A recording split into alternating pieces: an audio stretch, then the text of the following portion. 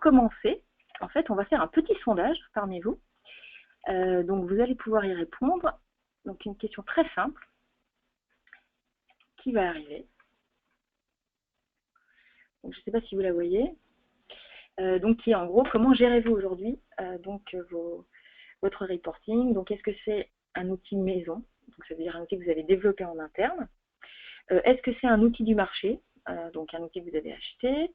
Ou bien, est-ce que vous n'avez pas d'outil? Donc, je vous prie de bien vouloir répondre au questionnaire. Donc, pour l'instant, vous n'êtes pas très nombreux à avoir répondu. Seulement 20% ont répondu. Je vous laisse encore un petit peu de temps pour y répondre. Alors là, les réponses sont très variées. Parce que généralement, les réponses nous permettent de nous présenter de manière un petit peu différente les produits. Donc pour l'instant, 60% des personnes ont voté. Et c'est très partagé, puisque nous avons 33% qui ont un outil maison, 33% qui ont un outil du marché et 33% qui n'ont pas d'outil. Bon, je vais fermer le sondage. Donc ce que je vais faire, c'est que je vais passer la main à Julie, si tu veux présenter un peu les principes de l'outil de reporting. Oui, tout à fait. Donc, Inside, en fait, va vous permettre d'aller récupérer des informations de vos bases de données et de manipuler ces informations directement dans Excel. Donc, en fait, lorsque vous utilisez Inside, vous ouvrez tout simplement Excel et vous avez un module complémentaire qui s'affiche dans lequel vous pouvez récupérer vos données directement de vos bases, notamment des bases paye. Donc, nous, on propose en fait un reporting social standard. Donc, je vais vous faire la présentation tout de suite.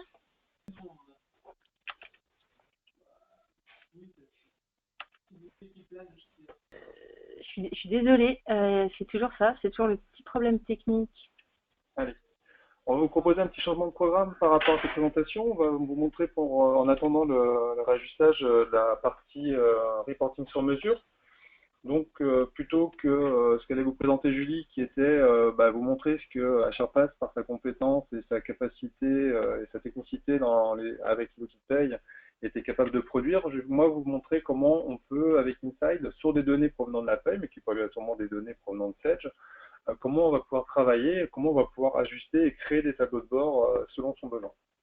Alors pour cela, comme disait tout à l'heure Julie, on est dans Excel, et dans Excel, on va avoir un menu complémentaire qui va nous permettre de travailler sur la solution. Ce menu complémentaire, une fois qu'il est chargé, va nous donner accès à un ensemble d'informations, un ensemble de sources d'informations, telles que la paye, par exemple la paye Sage, et de travailler sur les données provenant de données sociales, par exemple. Alors, ce que je voulais vous proposer pour commencer, c'est de partir d'une page blanche et puis de construire un tableau ensemble qui pouvait, par exemple, ressortir la liste de mes salariés par section analytique et de connaître le montant brut annuel correspondant à des données qui proviennent de mon bulletin de salaire ou des constantes qui peuvent être présentes, qui peuvent être la notion de brut. Alors, pour faire ça, qu'est-ce que je vais faire? Je vais tout simplement me placer dans une cellule Excel et grâce à des fonctionnalités qui ont été ajoutées dans Excel qui sont présentes au-dessus, je vais pouvoir aller lui demander de me renvoyer des informations. En le cas présent, je vais plutôt essayer de travailler sur une notion de liste, c'est-à-dire je veux avoir une liste d'informations qui va m'être envoyée. Dans ces cas-là, je vais cliquer sur ce petit bouton. En cliquant sur ce bouton, je vais arriver dans un écran qui va me permettre de définir ce que je veux voir et sur quelles données je veux travailler. Alors sur la partie gauche, ça va être les données sur lesquelles je veux travailler. En haut à droite, les critères de sélection sur lesquels je vais vouloir filtrer. Et dans la partie restituée, les informations qui vont être renvoyées, elles, dans la partie Excel. Comment ça fonctionne? Tout simplement en cliquant. Je vais obtenir un accès à des dictionnaires, des univers, et si on part, par exemple, dans le cas qui nous intéresse aujourd'hui sur des données, par exemple, provenant d'un système de ressources humaines, je vais valider, je vais obtenir une liste d'informations, une liste de champs qui va être disponible pour que je puisse travailler dessus. Alors, dans mon besoin, ce que je souhaitais faire, c'était par exemple de renvoyer dans Excel, par section analytique, le nom et prénom de mon salarié, et de renvoyer la valeur correspondant à ma catégorie ou à ma constante brute. Donc, pour faire ça, je vais lui demander de me renvoyer mon libellé section analytique, mon nom et prénom, ma valeur, et je vais filtrer bien entendu sur quelques informations. La première, ma société. Par défaut, vous pouvez très bien, si vous avez plusieurs sociétés dans votre groupe, avoir une vue multi-société. Donc, dans ces cas-là, je vais sélectionner par un simple clic la société sur laquelle je souhaite travailler. Puis, dans un deuxième temps, filtrer sur ma notion de rubrique. car je ne veux pas récupérer toutes les rubriques au nom de mon bulletin de salaire, mais simplement la constante brute. Dans ces cas-là, je vais aller chercher par exemple la valeur brute. Et pourquoi pas, c'est assez intéressant de travailler sur une année. Ça éviterait de faire un salaire cumulé depuis le du début de la vie du logiciel. Et dans ces cadres-là, par exemple, mon année, je vais passer et je vais lui demander le contenu pour mon année 2015. Une fois que j'ai fait ça, j'ai défini des critères de sélection, j'ai défini ce que je souhaitais voir dans Excel. J'ai tout simplement validé pour voir ce que ça va générer. Donc là, ma petite formule qui est ici a été chercher dans mon système RH l'information correspondant à ce que je lui ai demandé, c'est-à-dire de filtrer sur une société par rapport à une année, par rapport à ma notion de brut, et m'a renvoyé une liste d'informations par section analytique, le nom et prénom de mon salarié et la valeur du brut correspondant à cette information-là. Comme vous le voyez, c'est une formule. Alors, je vous rassure, vous n'avez pas besoin de l'apprendre par cœur. Pour la modifier, il suffit simplement de retourner dedans en double-cliquant. Moi, ce que j'aimerais bien, c'est rendre ce tableau-là un peu plus interactif. Pourquoi plus interactif? Tout simplement parce que j'aimerais bien, par exemple, pouvoir directement changer dans ma feuille Excel le code société pour que le tableau se recalcule directement, pouvoir changer mon année directement, pouvoir passer des notions de brut à des notions, par exemple, de constante d'absence. Pour faire ça, j'ai tout simplement tapé dans ma feuille Excel, par exemple, notion société, et je vais y mettre la valeur étoile. Étoile veut dire tout. Je ne sais pas si vous avez l'habitude de votre environnement Windows. Ensuite, je vais prendre ma notion d'année, comme j'avais dans mes critères de filtre tout à l'heure, et je vais lui demander 2015. Et je vais de la même manière ajouter une catégorie, une constante, c'est des bons termes, et je vais lui demander pour ma constante brute.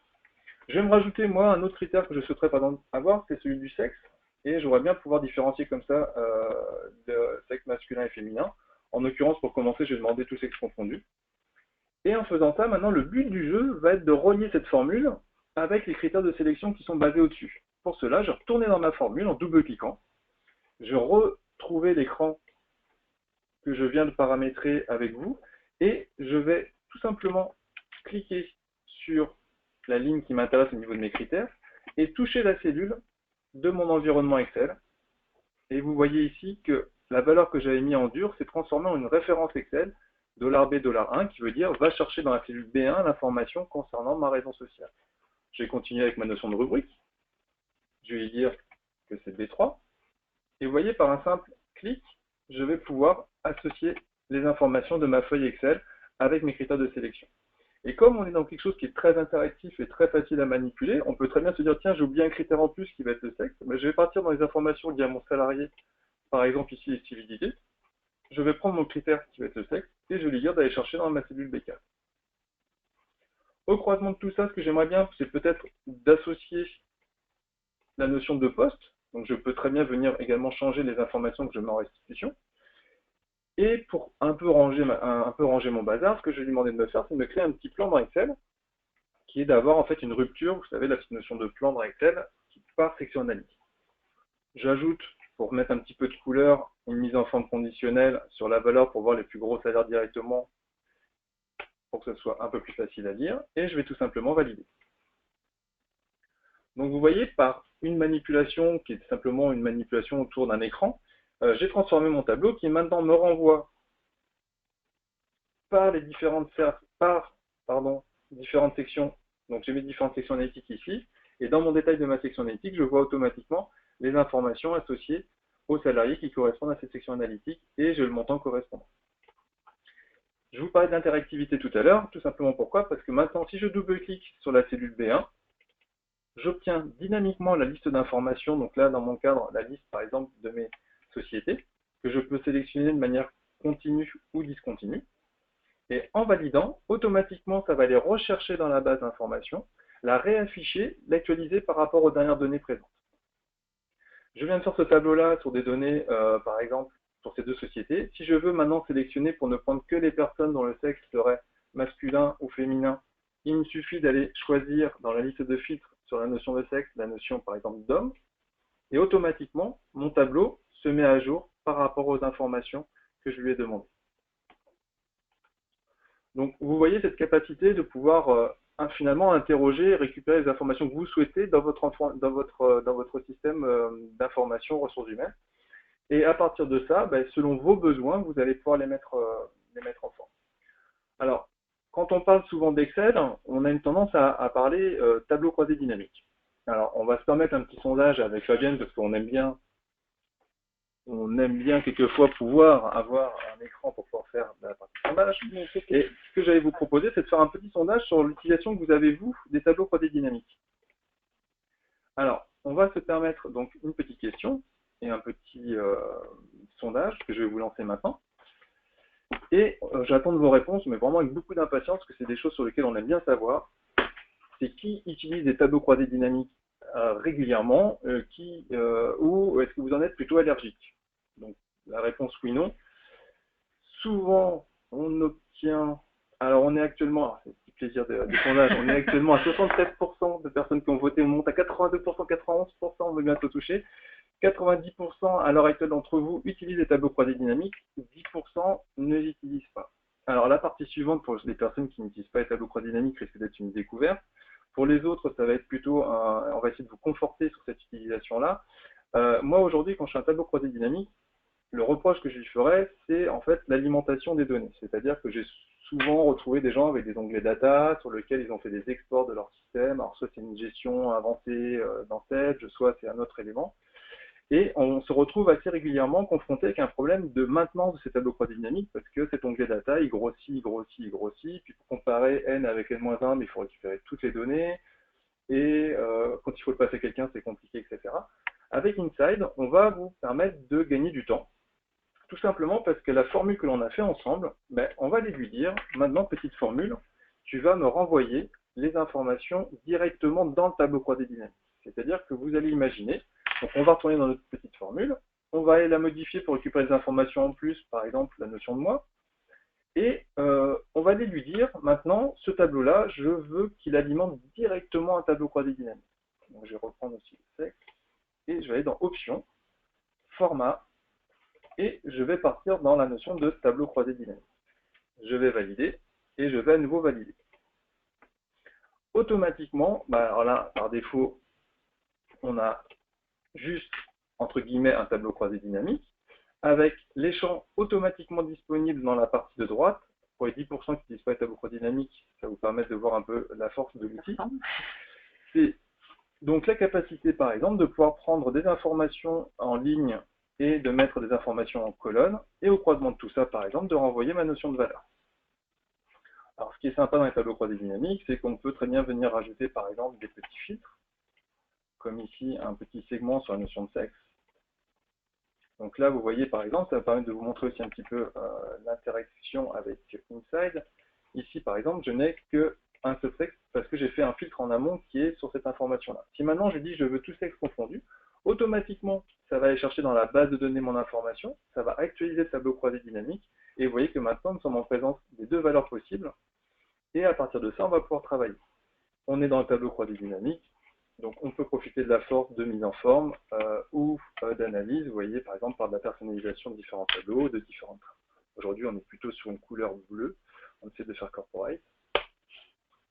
Et donc, on va pouvoir travailler sur ces informations-là et complètement rendre dynamique le travail. Vous voyez, par exemple, ici, je suis société confondue. Donc, le tableau croisé dynamique, c'est celui que vous connaissez déjà dans Excel. La seule différence, c'est que nous, si vous voulez rajouter une information, par exemple, de type sur le salarié, une information liée au contrat, comme le type de contrat, il suffit de l'ajouter finalement dans la liste, de valider, et ce champ sera automatiquement disponible ici comme une information provenant de votre système, et vous pourrez très facilement faire un comparatif entre les CDD et CDI. Commencer par le tableau croisé dynamique. Regrouper. Voilà, par exemple, avec une variation sur les 12 mois entre les contrats CDD et CDI. Je suis désolé, je suis un petit peu perfectionniste, mais c'est pas les finales. Voilà. Donc voilà un petit peu ce qu'on pouvait vous montrer. Alors en vous montrant ça, finalement, on vous montre quelque chose que vous êtes peut-être déjà en train de faire chez vous, ou sur lesquels vous avez déjà, entre guillemets, une compétence, ou sur lesquels vous vous dites pourquoi, qui ne pousse pas obligatoirement à vous dire que vous avez besoin d'une solution de BI pour pouvoir faire tourner les tableaux que vous faites peut-être déjà tourner aujourd'hui. Ça vous apportera du confort, mais ce n'est peut-être pas suffisant dans votre démarche pour pouvoir le faire. Je suis totalement d'accord avec vous. Ce que propose en plus Inside, c'est ce que je vais vous montrer maintenant.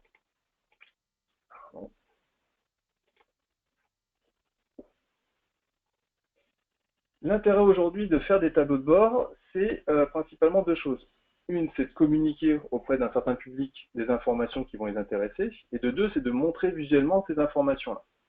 Alors dans Inside, on mixe les deux, c'est-à-dire qu'on va être en capacité, grâce à Excel, de pouvoir manipuler des informations de type graphique, qui est purement et nativement lié à Excel, qu'Excel fait très bien, mais on va être également, par exemple, ici, capable de pouvoir modifier d'ajouter des éléments comme des jauges, qui vont nous permettre, selon les sociétés sur lesquelles on va travailler, de faire évoluer des indicateurs sur lesquels on va, par exemple, vouloir mettre en évidence des variations comme l'augmentation des heures supplémentaires, le taux d'absentéisme ou la masse salariale. Donc, on va, grâce à Insight, être capable de calculer des indicateurs. Et derrière, ces indicateurs, on va être capable de les mettre en forme, soit grâce à Excel, soit grâce à Insight. Là où on va vraiment venir vous aider, enfin, on espère vous aider, c'est sur la constitution de tableaux comme celui-ci. Celui-ci, c'est un tableau plus compliqué finalement qu'un tableau croisé dynamique, parce qu'il va avoir des contraintes particulières. Ce tableau-là, par exemple, va me recalculer par rapport à une formule que j'ai placée ici, le ratio des heures supplémentaires par rapport aux heures travaillées. Cette information-là, je ne pourrais pas la générer automatiquement par une liste, parce que ce sont des regroupements de rubriques que vous voyez qui sont présentes ici. Je vais mettre un petit peu en couleur. Et c'est selon ces rubriques-là que je veux vraiment organiser mon élément. Ça, sur les 12 mois, plus un total, plus une variation de total, plus une évolution. Donc quelque chose qu'on ne pourrait pas faire obligatoirement grâce à des listes ou grâce à un cube ou des choses comme ça. Donc c'est là où on va vraiment parler de reporting sur mesure. Dans ce cas-là, ce que l'on va pouvoir faire, c'est créer des formules qui ne vont pas renvoyer une liste d'informations, mais qui vont permettre de renvoyer une valeur dans une cellule par rapport à ces informations. Alors cette formule s'appelle un assistant cellule.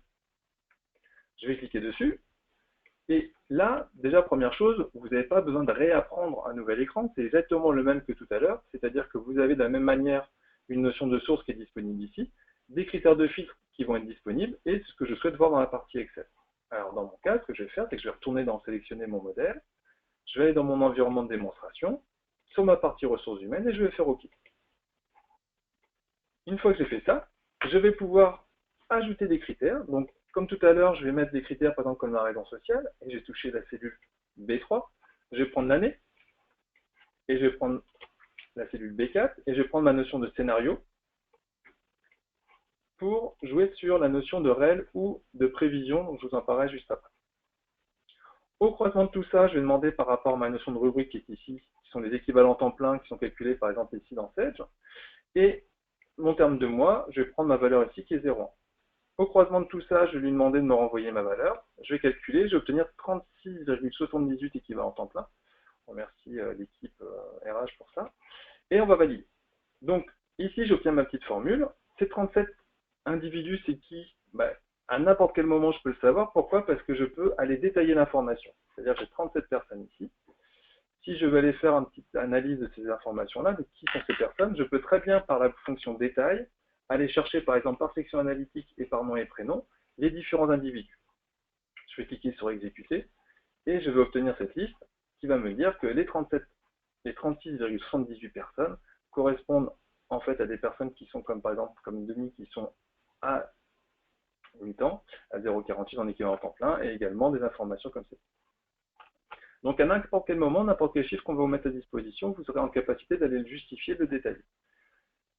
Comme vous le voyez ici, j'ai un tableau qui est rempli pour ma notion, pour ma première cellule. Pour propager dans l'ensemble de mon tableau, je vais tout simplement faire une petite fonctionnalité qui s'appelle copier, puis un petit bouton ici qui s'appelle collage formule.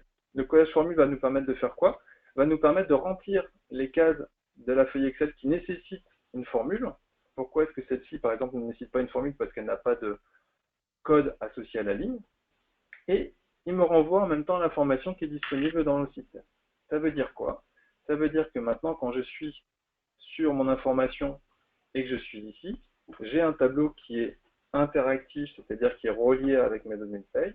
Et par exemple, un graphique comme celui-ci, qui est un graphique Excel, peut complètement évoluer en disant, tiens, non, j'aurais plutôt présenté mes heures travaillées plutôt que mes congés pris. Et je vais pouvoir travailler de cette manière-là sur mon information. Comme je vous le disais, c'est interactif.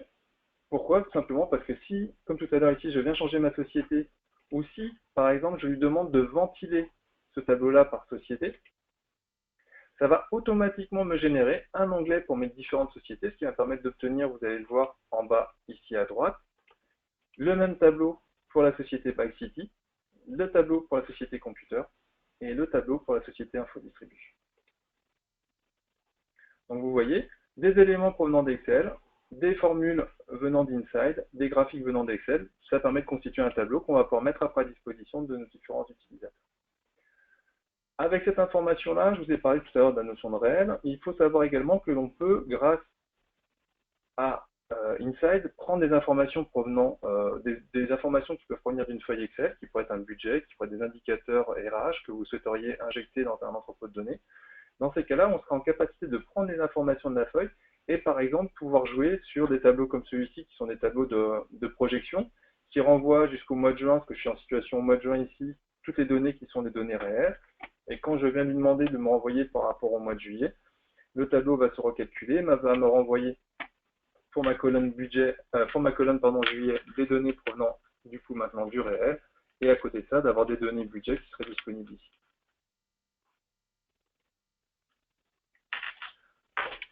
Alors, est-ce qu'entre-temps... Alors, normalement, Julie est réapparue, mais moi, mon PC a planté, donc je pense que toi, tu dois pouvoir donner la main à Julie. Tout à fait. Alors, ce qu'on veut maintenant, on va essayer de vous présenter, ou autrement, je vous présenterai quelques petites trames de tableau, mais c'est comme dommage de ne pas voir ce que Julie a fait avec justement cette solution-là sur l'environnement HRPath, Univerplay, pardon. Donc, je vais lui donner la main pour qu'elle puisse vous dérouler comment elle a pu mettre en avant tous ces indicateurs qui sont... je vais prendre le contrôle, envoyer une demande de webcam. Alors, Julie, j'arrive. Excusez-moi, il y a des problèmes techniques en fait. Non, il faut que c'est là. Ouais, pardon, changer d'utilisateur, Julie. Et voilà. Donc, voilà, logiquement, je je passe la main à Julie qui va vous montrer. Oui, voilà. Donc, voici Julie pour vous présenter ce qu'on peut réaliser avec Inside au travers de l'expertise HRPath et Univerplay par rapport aux données directement provenant de la paye et ce qu'on peut faire quand on prend plus de temps, on va dire, entre guillemets, de générer comme livrable pour vous. Julie, je te passe la main. Oui. Merci. Donc effectivement, donc là je vais vous montrer en fait le reporting social qu'on propose en standard. Donc ici on est sur la première page du reporting social, donc c'est là que vous allez pouvoir déterminer toutes les données de paramétrage, c'est-à-dire sur quelles données vos indicateurs vont s'actualiser. Donc vous choisissez tout d'abord effectivement votre base de données, ensuite la date de début d'analyse, la date de fin d'analyse, l'année de comparaison, parce que la majorité des indicateurs vous sont proposés avec le calcul des dates que vous aurez indiquées ici, mais également le même calcul en fonction de la date que vous aurez indiquée là. Par défaut, il prendra la date N-1. Vous pouvez filtrer tous les indicateurs en fonction du département, du service, unité, catégorie, établissement, statut. Comme je l'avais expliqué un peu plus tôt, en fait, c'est un reporting social donc, qui est orienté paye et RH. Au niveau de ce qu'on propose comme indicateur, donc là vous avez toutes les différentes parties du reporting social. Donc c'est autour de 4 grandes parties principales. On va avoir la partie rémunération, la partie effectif, entrée-sortie, présence-absence. Un tableau de bord aussi qui reprend en fait quelques indicateurs des 4 parties que je viens de citer et à la fin la liste tout simplement des salariés de votre entreprise avec les informations qu'on nous demande en général, que ce soit les informations personnelles ou professionnelles de chaque salarié. Au niveau donc de la mise à jour des indicateurs, soit vous pouvez décider de choisir donc en cochant tout simplement en face de chaque partie les indicateurs que vous souhaitez mettre à jour en fonction des données de paramétrage qui sont ici et bien entendu vous pouvez mettre d'un coup tout le rapport à jour en cochant toutes les parties. Donc au niveau de la navigation, donc il y a pas mal de liens qui vous permettent en fait de naviguer directement dans le fichier Excel. Vous n'êtes pas obligé d'aller sur chaque feuille tout en bas. Donc là je vais commencer par vous présenter le tableau de bord. Donc le tableau de bord reprend les 4 grandes parties. Donc on a la rémunération avec les ratios de rémunération, ratio de hiérarchie des salariés, la part des primes dans les salaires, la partie effectif avec l'effectif total, la répartition homme-femme, les entrées-sorties, le taux d'entrée, le taux de sortie, turnover, présence-absence, absentéisme, suivi mensuel des heures de travail. Et en haut, en fait, à chaque fois que vous êtes sur une feuille, vous avez la possibilité de visualiser les principaux données de paramétrage que vous aurez déclarées au début. Donc là, on se voit qu'on est sur la base des Demo Inside, la période d'analyse de 1er mars 2016 au 28 février 2017, et on est sur une année de comparaison en 2015. Donc c'est-à-dire que par exemple, si je reprends le ratio de rémunération, cet indicateur-là est calculé en fonction de la période d'analyse du 1er mars 2016 au 28 février 2017, et il est aussi calculé pour la période précédente, donc là cette fois-ci du 1er mars 2015 au 28 février 2016. Et à droite, vous avez l'évolution en fait de ces indicateurs en fonction de la période courante et période précédente. Vous pouvez naviguer directement du tableau de bord sur les autres parties, donc en cliquant tout simplement sur la partie en question et aller voir un petit peu plus de détails sur, par exemple, donc là on est sur la rémunération. Donc là on a l'analyse du coût employeur, avec le coût employeur, la masse salariale, cotisation patronale. Ensuite, on a les graphiques pour avoir la répartition du coût employeur par sexe, par ancienneté, par contrat. Et vous avez toujours aussi un petit tableau en dessous avec l'évolution entre l'année précédente et l'année en cours. Voilà. Vous avez ensuite l'analyse du salaire avec le salaire médian,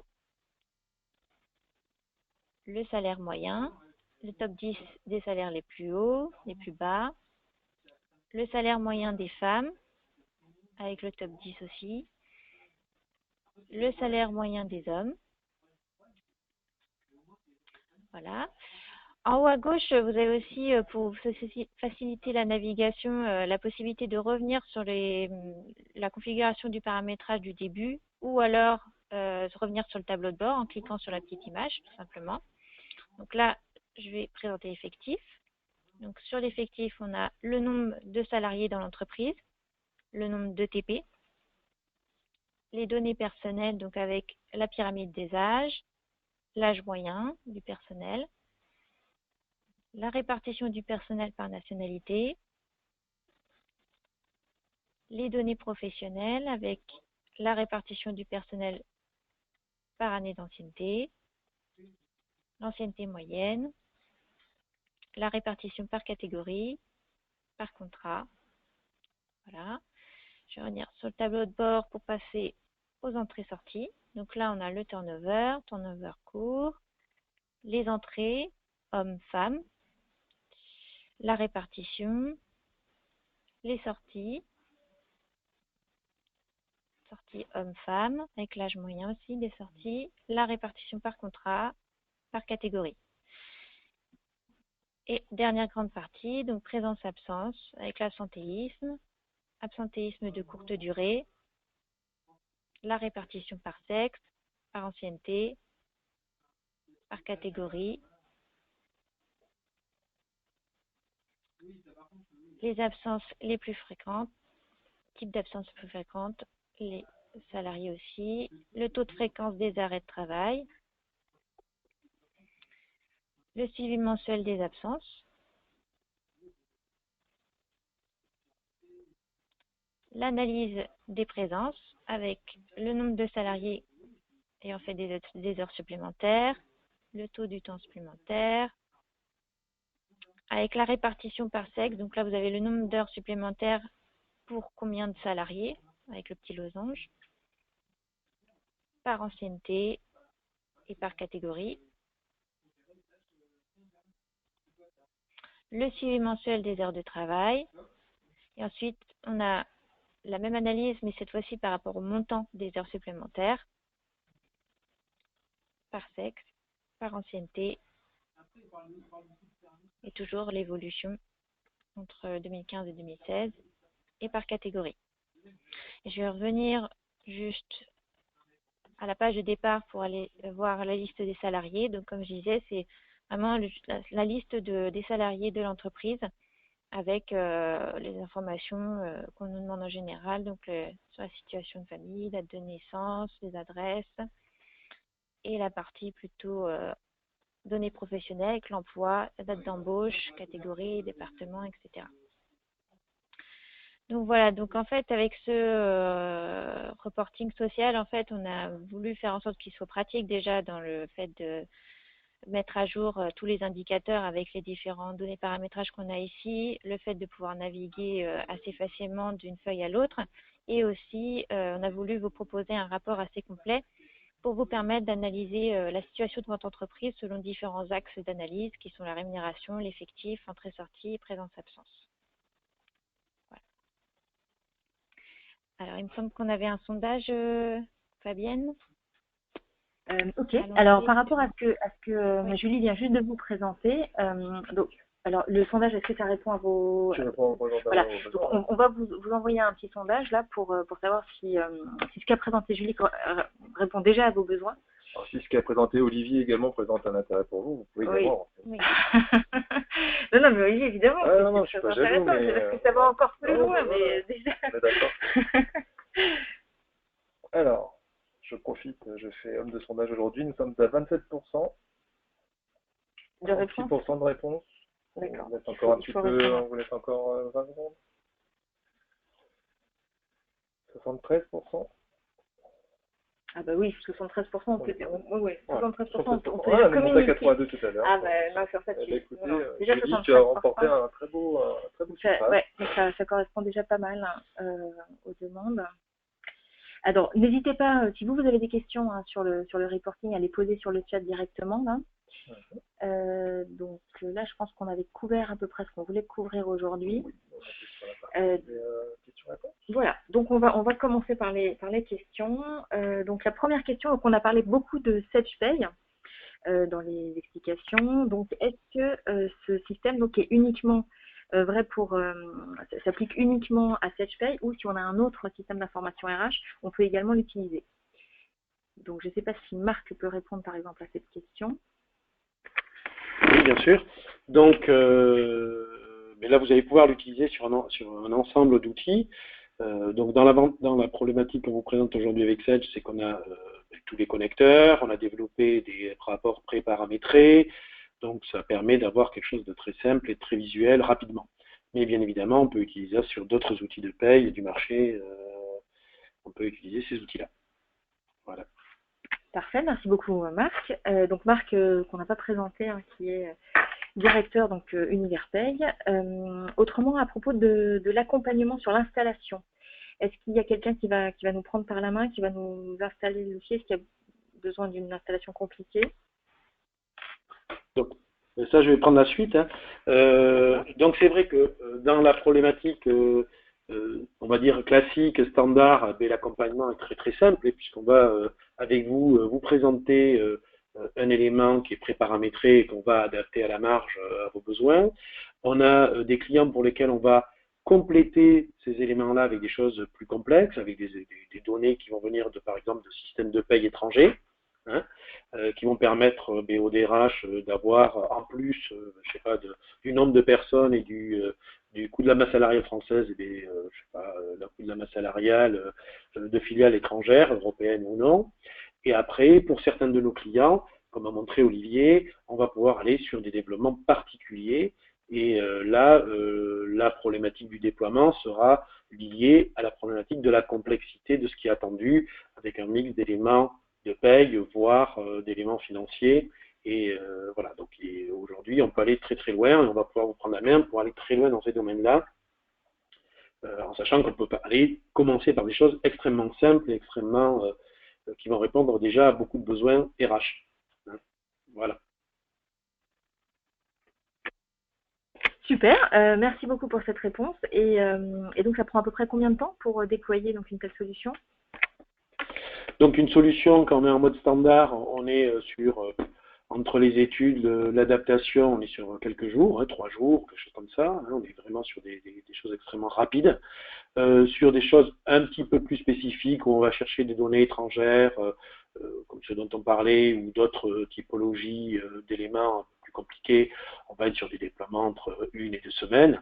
Et sur des choses extrêmement spécifiques, on peut aller beaucoup plus loin sur des déploiements qui peuvent demander 2-3 mois, voire plus, quand on est sur des choses extrêmement compliquées.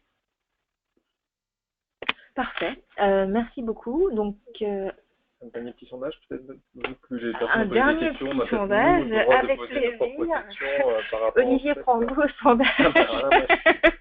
Donc, Olivier, pouvoir lancer le sondage. Non, c'est plus pour vous proposer un petit sondage sur le fait d'avoir ou pas un projet de reporting sur vos données RH dans une notion de court, loin, enfin court, moyen, long terme ou pas du tout, plus pour avoir une petite tendance. Comme en ce moment on est très dans les votes, donc je vais vous permettre de vous ouvrir ce petit sondage pour peut-être également clôturer. Alors, en même temps, ce que tu veux proposer des voilà, webinaires suivants. si on n'a pas d'autres questions, donc vous pourrez de toute façon évidemment nous poser des questions par la suite. Donc si on n'a pas d'autres questions, on va terminer le webinaire. Donc je vous invite éventuellement, si vous êtes intéressé par tout ce qui est législatif, on organise un webinaire qui va être sur la retenue à la source, hein, même si ça a été repoussé. Enfin, vous allez avoir plus d'éléments. Donc le 15 juin. Donc vous pouvez évidemment vous enregistrer. Donc vous pouvez m'envoyer un mail directement pour me dire que vous voulez participer. Et autrement, vous verrez régulièrement, on vous invitera à des webinaires comme on a l'habitude de le faire. Je vous remercie beaucoup de votre attention. Je remercie aussi beaucoup tous les intervenants, même si on a eu... Ah, pardon. En fait, c'est une question par rapport à HRPass. Ça fonctionne en mode SaaS ou par licence? HRPass fonctionne en mode SaaS ou par licence? Donc ça, je pense que Marc... HRPass fonctionne... Oui, alors, c'est pour répondre à la question, hein, Marc Dédé, je reprends la main. Dans les offres standards que nous proposons, nous sommes sur des offres en mode SaaS, puisqu'on va être sur de l'hébergement, etc. Et après, dans certains cas, pour des clients, et on peut aller jusqu'à des modes licence, et voilà, il n'y a pas de limite particulière. C'est vrai qu'aujourd'hui, la tendance, si on prend notre marché sur la RH, à 80%, voire 90%, on est dans des modes SaaS, mais on a aussi des clients en mode licence. On n'impose pas la logique de notre société, HRPass, on est une boîte de services, on n'impose pas une solution et on n'impose pas non plus, par exemple, une solution de paye plus qu'une autre, et on n'impose pas à nos clients d'avoir une méthodologie. On a des clients qui souhaitent avoir ces éléments, les environnements chez eux, on est sur une mode licence classique, traditionnelle. On a des clients qui souhaitent être en full SaaS. Voilà, on va s'adapter aux besoins de nos clients, même si la tendance du marché et des besoins des clients de plus en plus vers du mode SaaS.